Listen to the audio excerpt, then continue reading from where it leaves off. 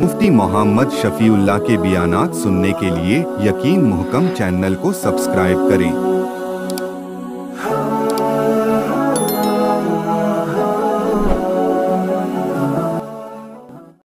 नहमदुहु व नुसल्ली अला रसूलिहिल करीम, अम्मा बअदु फ़अऊज़ु बिल्लाहि मिनश शैतानिर रजीम, बिस्मिल्लाहिर रहमानिर रहीम। वइज़ अख़ज़ना मीसाक़कुम व रफ़अना फ़ौक़कुमुत-तूर ख़ुज़ू मा आतैनाकुम बिक़ुव्वतिन वज़्कुरू मा फ़ीहि लअल्लकुम तत्तक़ून। सदक़ल्लाहुल अज़ीम। अल्लाहुम्मा सल्लि अला मुहम्मदिन व अला आलि मुहम्मद कमा सल्लैता अला इब्राहीम व अला आलि इब्राहीम इन्नका हमीदुम मजीद। अल्लाहुम्मा बारिक अला मुहम्मदिन व अला आलि मुहम्मद कमा बारकता अला इब्राहीम व अला आलि इब्राहीम इन्नका हमीदुम मजीद। साबिक़ा दुरूस में अल्लाह रब्बुल इज़्ज़त ने बनी इसराइल का तज़किरा फरमाया, उनकी गलत कारियों नाशुक्रियों को इरशाद फरमाया, अपनी नेमतों को इरशाद फरमाया। आज की इस आयत मुबारका में बनी इसराइल को जो अल्लाह रब्बुल इज़्ज़त ने किताब तौरात और कानून अता फरमाया, उसका जब उन्होंने इनकार किया, साबिक़ा आयात में हम पढ़ चुके कि एक तो 70 बनी इसराइल गए थे कोहे तूर पर और उन्होंने ये कहा था कि अल्लाह हमें बराह रास्त कहें कि ये मेरी किताब है, फिर हम मानेंगे। तो फिर भी जब इन्होंने इनकार किया तो अल्लाह रब्बुल इज़्ज़त ने इन्हें वहाँ पर हलाक कर दिया, सारे के सारे मारे गए। हज़रत मूसा अलैहिस्सलाम ने अल्लाह की बारगाह में अर्ज़ किया, मेरे मौला तू ही तो वफ़ात देता है, तू ही ज़िंदगियाँ अता करता है। इन्हें पहले अगर मौत आ जाती तो कोई बात नहीं थी, अब तो सारे बनी इसराइल कहेंगे कि मूसा अलैहिस्सलाम लेकर गए और इन 70 हमारे सरदारों को मरवा कर वापस आ गए। तो इसलिए अल्लाह मेहरबानी फरमा इन्हें ज़िंदा फरमा दे। तो हज़रत मूसा अलैहिस्सलाम की दुआ पर अल्लाह ने उन्हें ज़िंदगी अता फरमाई। जब ये 70 लोग वापस आए और कौम को आकर कहा, जी हमने अल्लाह का कलाम सुन लिया है, अल्लाह ने खुद इरशाद फरमा दिया है कि ये तौरात मेरी किताब है, ये मैंने तुम्हारे लिए तुम्हारी हिदायत के लिए किताब नाजिल की है। लेकिन साथ एक झूठ भी बोल दिया कि अल्लाह फरमाते हैं कि जो अहकाम तुम्हारे लिए मुश्किल हैं उनको छोड़ दो, जो आसान है उन पर अमल कर लो। अब तुम्हारे इख्तियार में है कि जिस पर तौरात में से जो तुम्हें अच्छा लगता है उस पर अमल कर लो, जो तुम्हें चाहिए वो छोड़ दो। अब ये गलत बात थी, हालांकि ऐसा नहीं था। तो अल्लाह रब्बुल इज़्ज़त ने फरिश्तों को हुक्म दिया, फरिश्तों ने कोहे तूर के, बाज़ मुफस्सिरीन कराम फरमाते हैं सारे पहाड़ को फरिश्तों ने उठाकर इनके ऊपर मुअल्लक कर दिया। बाज़ फरमाते हैं पहाड़ का एक टुकड़ा था जो बनी इसराइल जहाँ जहाँ थे वहाँ तक पूरा आता था, वो सारा का सारा टुकड़ा पहाड़ का उठाकर इनके ऊपर ऐसे मुअल्लक कर दिया। और अल्लाह ने फरमाया कि अब अगर तुम ईमान नहीं लाओगे तो अभी तुम पर गिर जाएगा। अब ये इन्होंने देखा कि पहाड़ ऊपर लटका हुआ है, मुअल्लक है, ये अभी गिर गया तो हम सारे के सारे कुचले जाएंगे। तो फौरन सजदे में भी गिर पड़े और कुनखियों से देख भी रहे थे पहाड़ को कि खड़ा है या टल गया है। तो अल्लाह रब्बुल इज़्ज़त ने पहाड़ को हटा दिया। किताबों में लिखा है कि आज तक बनी इसराइल ऐसा सजदा करते हैं, सजदा भी होता है ऊपर भी देख रहे होते हैं, अपने उन बनी इसराइलियों की याद में कि इस तरह उन्होंने सजदा किया था। इस आयत मुबारका में अल्लाह रब्बुल इज़्ज़त ने यह इरशाद फरमाया।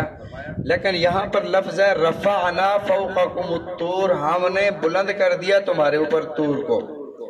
तो बाज़ हजरात इस तरफ चले गया कि ये कोई मौजज़ा नहीं था, वो वहाँ पर ज़लज़ला आया था तो हल्का सा पहाड़ हिला था तो इन्हें ऐसे लगा जैसे ऊपर आ गया है, हालांकि ऐसा नहीं। सूरह आराफ में एक और लफ्ज़ अल्लाह ने इरशाद फरमाया, एक आयत की तफसीर दूसरी आयत करती है। उस आयत में अल्लाह ने फरमाया इज़ नतक़नल जबल फ़ौक़हुम, फरमाया پہاڑ کو اللہ نے اکھیڑ کر، نتقنا کا معنی ہوتا ہے اکھیڑنا، وَإِذْ نَتَقْنَا الْجَبَلَ، اللہ نے پہاڑ کو اکھیڑ کر ان کے سروں کے اوپر معلق کر دیا، وہ سائبان کی طرح تھا اوپر۔ تو اللہ جب من و سلوہ نازل فرما سکتے ہیں، اللہ رب العزت جب پانی کے اندر 12 چشمے بنا سکتے ہیں، اللہ رب العزت پتھروں سے چشمے پیدا فرما سکتے ہیں، پھر پہاڑ کو معلق کیوں نہیں فرما سکتے؟ اللہ کے لیے یہ کون سا مشکل ہے؟ تو فرمایا وَإِذْ أَخَذْنَا مِيثَاقَكُمْ، اور جب ہم نے تم سے پکا اور پختہ عہد لیا، میثاق پختہ عہد کو کہتے ہیں، وَرَفَعْنَا فَوْقَكُمُ الطُّورَ، اور بلند کر دیا ہم نے تمہارے اوپر طور کو۔ طور ایسے پہاڑ کو کہا جاتا ہے جس پہاڑ کے اوپر درخت بھی ہوں، سبزہ بھی ہو، ایسے پہاڑ کو طور کہا جاتا ہے۔ ہر پہاڑ کو طور نہیں کہا جاتا، طور ایسے پہاڑ کو نہیں کہا جاتا جہاں صرف پتھر ہی ہوں اور کوئی سبزہ کوئی درخت اس کے اوپر نہ ہو۔ اور پہاڑوں کے اوپر درخت بھی اگتے ہیں، سبزہ بھی اگتا ہے، گھاس بھی اگتی ہے پہاڑوں کے اوپر۔ یہ بٹگرام کے ہمارے ایک ساتھی تھے، ہمارے ساتھ پڑھتے تھے، وہ بتاتے تھے کہ ہم بکریاں چرانے کے لیے پہاڑوں پر بھی جاتے ہیں، پہاڑوں پر بھی گھاس اگتی ہے۔ تو فرمایا کہ خُذُوا مَا آتَيْنَاكُمْ بِقُوَّةٍ، اللہ نے فرمایا کہ اس کتاب کو مضبوطی سے پکڑو، خُذُوا پکڑو تم، ما آتیناکم جو ہم نے تمہیں دیا ہے، بقوت مضبوطی سے۔ اب اس کا مطلب یہ نہیں ہے کہ یہ کتاب جو ہے بس اس کو ایسے مضبوطی سے ہاتھوں سے پکڑ لو، اس کا مطلب یہ ہے کہ اچھی طرح جم کر اس کتاب پر عمل کرو جو تمہیں کتاب دی گئی ہے۔ وَاذْكُرُوا مَا فِيهِ لَعَلَّكُمْ تَتَّقُونَ، اور یاد کرو تو ما فیہ جو اس کتاب کے اندر ہے۔ مفسرین کرام رحمہ اللہ فرماتے ہیں بات تو کی جا رہی ہے تورات کی، مسلمانوں کو سبق دیا جا رہا ہے کہ قرآن کے ساتھ تم نے ایسے کرنا ہے۔ جب تمہارے پاس قرآن جیسی کتاب آ گئی تو اس پر عمل بھی کرنا ہے اور اس کو یاد بھی کرنا ہے۔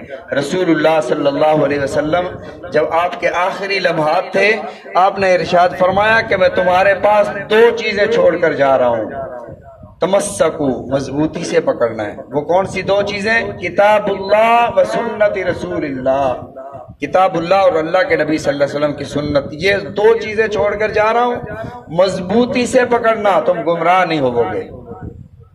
علیکم بسنتی وسنت الخلفاء الراشدین المہدیین عضوا علیہا بالنواجذ، فرمایا کہ ایک تو میری سنت ہے جو میں تمہیں بتاتا ہوں، جو میں کرتا ہوں۔ نبی علیہ الصلوۃ والسلام نے کسی عمل پر مداومت اختیار فرمائی، ایک تو فرائض ہیں جو اللہ کی طرف سے ہیں، وہ نبی علیہ الصلوۃ والسلام بھی کرتے تھے اور امت کو بھی حکم فرمایا کہ آپ بھی کرو۔ فرائض کسی پر معاف نہیں ہے۔ یہی وجہ تھی کہ سید عبد القادر جیلانی رحمۃ اللہ علیہ کے سامنے رات کو آسمان روشن ہو گیا اور کہا کہ میں تمہارا خدا ہوں، آج کے بعد تم پر نمازیں معاف ہیں۔ اب سید عبد القادر جیلانی رحمۃ اللہ علیہ پڑھتے ہیں اعوذ باللہ من الشیطان الرجیم، ہم ہوتے تو ہم کہتے تھے دیکھو جی اللہ تعالیٰ نے مجھے کہہ دیا ہے نمازیں تم پر معاف ہیں۔ اسی طرح ایک اور بزرگ تھے، وہ درخت روشن ہو گیا، جیسے حضرت موسیٰ علیہ السلام کے سامنے وہ درخت سے روشنی آئی تھی، وہی نقشہ بنایا شیطان نے، تو کہا میں تمہارا رب ہوں، آج کے بعد تم پر نمازیں معاف ہیں۔ تو فرمایا اعوذ باللہ من الشیطان الرجیم، شیطان مردود، انبیاء پر نمازیں معاف ہوئی، مجھ پر کیسے معاف ہو گئی؟ انبیاء پر نہیں معاف ہوئی نمازیں؟ تو شیطان نے کہا کہ عبد القادر تیرے علم نے تجھے بچا لیا، کہا اعوذ باللہ من الشیطان الرجیم، میرے علم نے مجھے نہیں بچایا، میرے اللہ نے مجھے بچایا۔ اب عجب میں ڈال کر میرے علم کو خراب کرنا چاہتا ہے۔ تو وہاں پر حضرت موسیٰ علیہ السلام کو اللہ نے جو تورات عطا فرمائی، کوہ طور پر حکم ہوا وَاذْكُرُوا خُذُوا مَا آتَيْنَاكُمْ بِقُوَّةٍ، مضبوطی سے پکڑو۔ اور اللہ کے نبی صلی اللہ علیہ وسلم نے ارشاد فرمایا علیکم بسنتی وسنت الخلفاء الراشدین، ایک تو میری سنت ہے جو میں تمہیں بتاتا ہوں، نوافل ہیں وہ آپ نے مداومت فرمائی، ہمارے لیے سنت ہیں، جو نبی کے لیے نفل تھے وہ ہمارے لیے سنتیں ہیں۔ فرمایا کہ سنت کو لازم پکڑو اور کسی بات پر، کسی کام پر، کسی امر پر میرے یہ خلفائے راشدین متفق ہو جائیں، وہ بھی ایسے سنت ہے جیسے میری سنت ہے. جیسے میں تنہا کوئی حکم دوں اور کروں علیکم بسنتی، جیسے وہ میری سنت ہے، جہاں میرے یہ خلفاء جمع ہو جائیں اور اتفاق کر لیں، وہ بھی ایسے ہی سنت ہے جیسے میری سنت کا حکم ہے. خلفاء الراشدین المہدیین، وہ ہدایت یافتہ ہیں.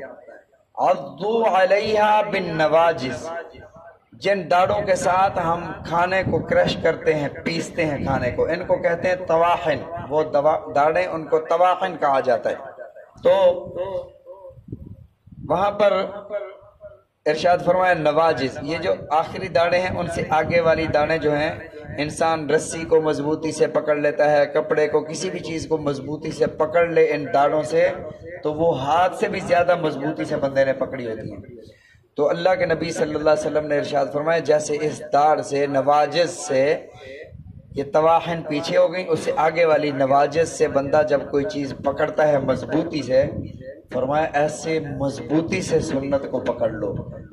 علیکم بسنتی و سنت الخلفاء الراشدین المہدیین عضوا علیہا بالنواجذ. اس کا مطلب یہ ہے جس طرح اللہ نے یہاں پر فرمایا نا کہ پکڑ لو مضبوطی سے، ہاتھوں سے پکڑنا مراد نہیں، تو اللہ کے نبی صلی اللہ علیہ وسلم نے فرمایا کہ داڑھوں سے پکڑ لو. داڑھوں سے قرآن اور سنت کو پکڑنا مراد نہیں، مضبوطی سے، دل جمعی سے اس پر عمل کرنا مراد ہے. تو فرمایا کہ ثم تولیتم واذکروا ما فیہ لعلکم تتقون، یاد کرو جو اس میں ہے لعلکم تتقون، تاکہ تم متقی بن جاؤ، تاکہ تمہارے اندر تقوی آ جائے. معلوم ہوا کہ اگر تم قرآن پر عمل کرو گے اور اسے یاد کرو گے تو اللہ تمہارے اندر تقوی پیدا فرما دیں گے. تقوی کسے کہتے ہیں؟ کئی احکامات ایسے ہیں جن کو اللہ نے کرنے کا حکم دیا. نماز پڑھو، روزہ رکھو، حج کرو، زکوٰۃ ادا کرو، یہ کرنے کے احکامات ہیں. اور کئی امور، کئی احکامات ایسے ہیں جن سے اللہ نے منع فرمایا یہ نہ کرو. جھوٹ نہ بولو، غیبت نہ کرو، بہتان نہ لگاؤ، بدکاری نہ کرو، چوری نہ کرو. جتنے بھی نہ کرنے والے احکامات ہیں ان سے بچ جانے کا نام تقوی ہے. ان سے رک جاؤ، اس سے منع ہو جاؤ، یہ تقوی ہے. حضرت ابی بن کعب رضی اللہ تعالیٰ عنہ سے حضرت عمر رضی اللہ تعالیٰ نے پوچھا، فرمایا کہ تقوی کیا ہے؟ تو انہوں نے عرض کیا کہ حضرت امیر المومنین، آپ کسی ایسے راستے سے گزرے ہیں جو خاردار اور جھاڑیوں والا راستہ ہو، کانٹے دار راستہ ہو، اس راستے سے آپ گزرے ہیں کبھی؟ کہا گزرے ہیں. فرمایا کیسے گزرے ہو؟ حضرت عمر رضی اللہ تعالیٰ نے فرمایا کہ وہاں سے گزرتے ہوئے اپنے دامن، اپنے کپڑوں کو سمیٹ کر گزرتے ہیں کہ جھاڑیوں میں ہمارے کپڑے الجھ نہ جائیں. فرمایا ذالک التقوی، یہی تقوی ہے جب آپ دنیا میں زندگی گزارو اس حال میں گزارو کہ کسی لمحے میرے اللہ کی نافرمانی نہ ہو جائے، میں خدا کا نافرمان نہ بن جاؤں، تھوڑی سی بھی خطا نہ ہو جائے. جن چیزوں سے اللہ نے منع فرمایا ان سے رک جانے کا نام تقوی ہے. یہی فرمایا ھدی للمتقین، یہ کتاب متقین کے لیے ہدایت ہے، جو یہ جذبہ رکھتے ہیں کہ جن سے اللہ نے منع فرمایا ان کے قریب نہیں جانا. اللہ نے فرمایا تلک حدود اللہ، یہ اللہ کی حدیں ہیں، اللہ کی حدود کو پار نہ کرو، یہی تقوی ہے. اللہ تعالی ہم سب کو قرآن مجید سمجھنے کی، عمل کرنے کی توفیق عطا فرمائے. رسول اللہ صلی اللہ علیہ وسلم کے فرامین سمجھنے کی، عمل کرنے کی توفیق عطا فرمائے.